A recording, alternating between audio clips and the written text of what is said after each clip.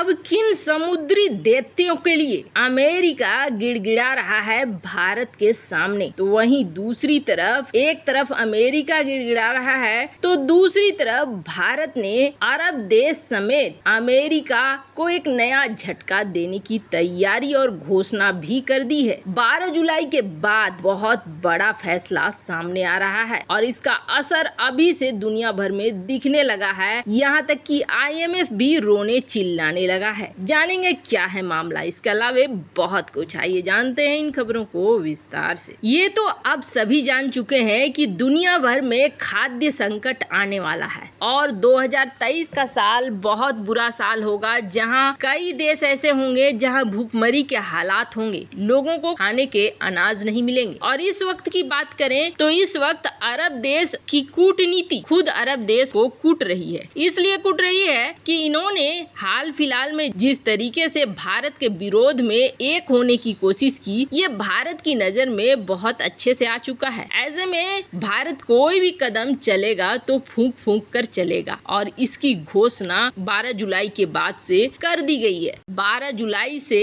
क्या लागू होगा उसमें कर दी गई है। दरअसल दुनिया गेहूं के संकट से जूझ रही है, लेकिन गेहूं के संकट में थोड़ी कमी मिली, थोड़ी राहत मिली। ये खबर आने लगा कि यूक्रेनी गेहूं कथित तौर पर, जिसे रूस ने चुराया, रूस दुनिया के मार्केट में सप्लाई कर रहा है। और जब ये खबर आने लगे कि इस तरीके से गेहूं अब दुनिया के देशों को मिलने लगा है तो थोड़ा राहत मिलेगा। लेकिन ये जो अमेरिका है ये किसी को राहत तो देना नहीं चाहता है। अमेरिकी मीडिया में ये खबरें आनी शुरू हो चुकी हैं कि ये तो यूक्रेन का चुराया हुआ गेहूं है, इसलिए बैन लगाना, प्रतिबंध लगाना, नहीं इस्तेमाल करना है, हमें चोरी का माल हमें नहीं लेना है। लेकिन दुनिया मानने को तैयार नहीं है। चोरी छुपे ही चोरी का माल भी है तो भी जा रहा है, चाहे वो तुर्की हो चाहे इजिप्ट हो। यहाँ तक कि पाकिस्तान के ऊपर भी आरोप लगता है कि पाकिस्तान भी इस चुराए गए चोरी के माल को खरीद रहा है। थोड़ी राहत है, ये राहत बहुत लंबा नहीं चलने वाला है। इसके पीछे कारण है। कारण ये है कि युद्ध खत्म नहीं हुआ है। यूक्रेन इस लायक नहीं हुआ है कि वो फिर से गेहूं को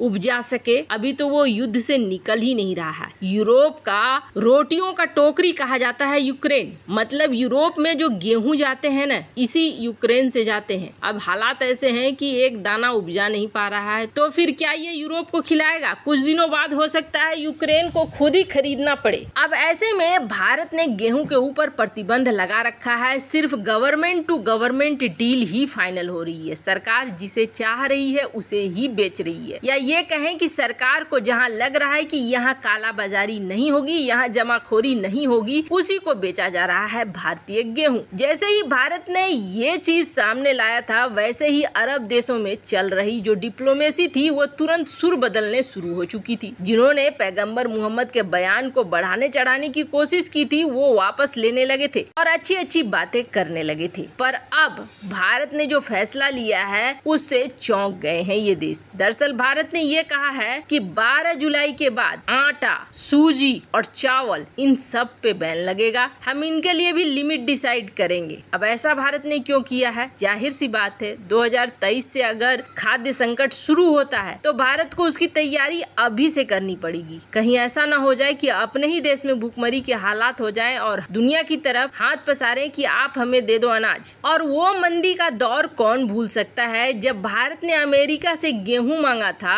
और तब अमेरिका ने भारत को वो गेहूं दिया था जो वो अपने यहाँ सुअरों को खिलाते हैं। इसलिए अपने घर का अनाज पहले अपने घर में पूरा हो, ये देखना बेहद जरूरी है। और सबसे बड़ी बात क्या है कि गेहूं के एक्सपोर्ट पे जब भारत ने बैन लगाया ना, तो आटे का एक्सपोर्ट बढ़ गया, क्योंकि आटे पर बैन नहीं लगा था। आटे के जो ऑर्डर आने लगे वो पहले से 10 गुना ज्यादा थे, जिसकी वजह से आटे पर बैन लगना तो जरूरी था, क्योंकि इस तरीके से तो कोई फायदा नहीं होता गेहूं पे बैन लगाने का। वहीं दूसरी बड़ी बात है कि चावल, अरब देशों ने धड़ाधड़ चावल के ऑर्डर देने शुरू कर दिए थे। खास तौर पर बासमती चावल के ऑर्डर सऊदी अरब, यूएई के तरफ से बहुत ज्यादा आ रहा था। यहाँ तक कि वो प्रीमियम प्राइस देने को तैयार थे। प्रीमियम प्राइस मतलब अलग से अच्छा दाम, बढ़ा हुआ दाम देकर भी वो भारत से चावल खरीद रहे थे। पर सुनिश्चित करना होगा कि हम भूखमरी में न फंसे। यही वजह है कि सरकार ने अब ये निर्णय लिया है कि हम अब इन चीजों पर भी एक्सपोर्ट बैन लगाएंगे। खैर, जहां एक तरफ ये सब कुछ हो रहा है तो वहीं अमेरिका बुरी तरीके से परेशान है और अमेरिका अब भारत से कह रहा है कि आप हमारे साथ ऐसा मत करो, आप जो अभी हमें धोखा दे रहे हो ये बहुत गलत है, आपको हमारी मदद लेनी चाहिए। हिंद महासागर का ये क्षेत्र इतना बड़ा क्षेत्र है कि आप अकेले नहीं चल सकते हो और आपको